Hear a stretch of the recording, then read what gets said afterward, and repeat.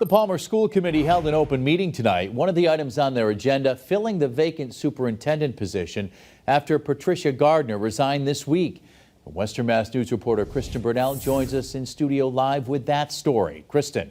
Yeah, Chris, many community members attended tonight's open meeting to voice their concerns over the now former superintendent during open comment. But they were surprised when they found out about certain restrictions they must follow during open comment.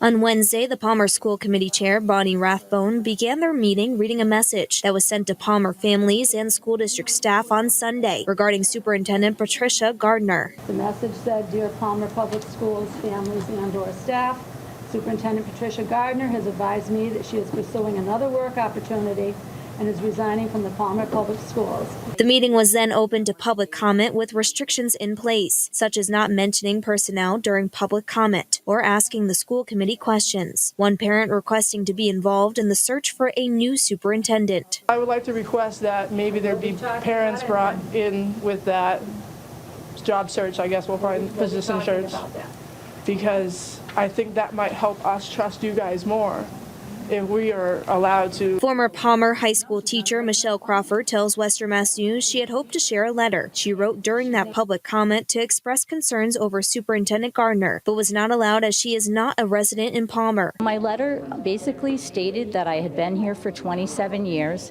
and that most members of my department are no longer here.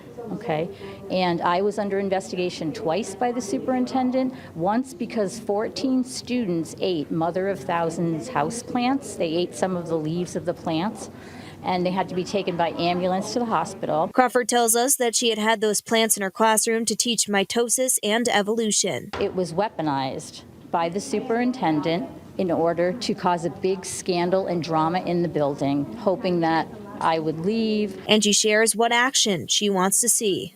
I think the superintendent needs to be under investigation by the school committee. I also think that people deserve compensation. There's a whole slew of teachers. I'm only a smidgen of the story. There are so many stories out there.